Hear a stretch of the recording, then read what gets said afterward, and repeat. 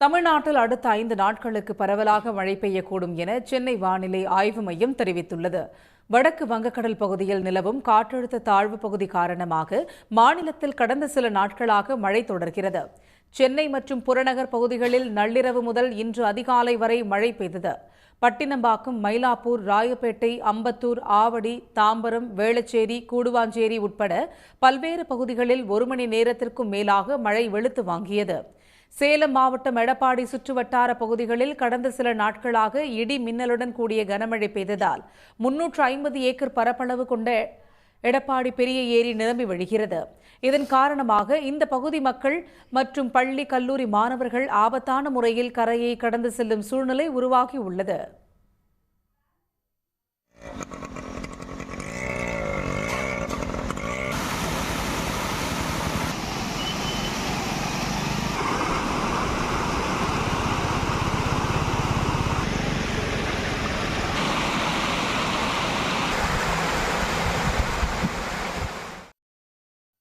மயிலாடுதுறை மாவட்டத்தில் சீர்காழி மற்றும் அருகே உள்ள பகுதிகளில் காலை முதலே வெயில் வாட்டி வந்த நிலையில் மாலையில் சீர்காழி நகர் பகுதிகளில் இடியுடன் கூடிய கனமழை பெய்தது.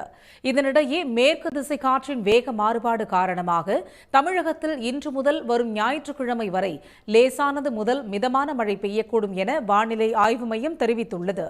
தமிழக கடலோர பகுதிகள், வங்கக்கடல், அரபிக்கடல் பகுதிகளில் மணிக்கு 65 கிலோமீட்டர் வேகம் வரை சூறாவளி காற்று வீசக்கூடும் என்பதால் வரும் 6ஆம் தேதி வரை மீனவர்கள் யாரும் அப்பகுதிகளுக்கு செல்ல வேண்டாம் என்று வானிலை ஆய்வு மையம் தெரிவித்துள்ளது.